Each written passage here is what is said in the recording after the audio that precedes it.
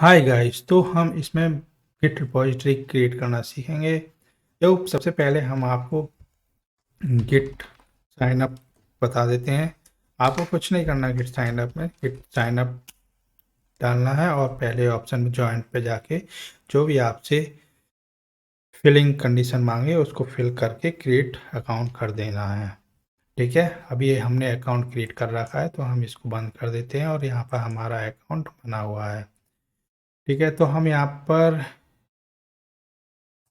Your repository में जाएंगे और योर रिपोजिटरी में जाकर हम न्यू पे क्लिक करेंगे। जैसे हम न्यू पे क्लिक करते हैं तो हमको कुछ नहीं करना, हमको एक इसको नेम दे देते हैं, गिट डेमो नेम दे दिया। जो नेम यहाँ पर अवेलेबल हो, यहाँ पर ये नेम अवेलेबल है गिट डेमो।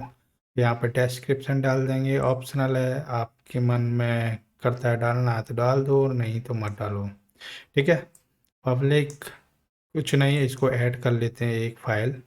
ठीक है, जैसे हमारी फाइल को शो करे। यहाँ पे क्रिएट रिपोजिटरी कर देते हैं और ये रिपोजिटरी आपकी क्रिएट हो चुकी है और यहाँ पर ये फाइल आपकी आ चुकी है। तो इस तरीके से हम रिपोजिटरी को क्रिएट करते हैं। ठीक है, so thank you guys watching this video.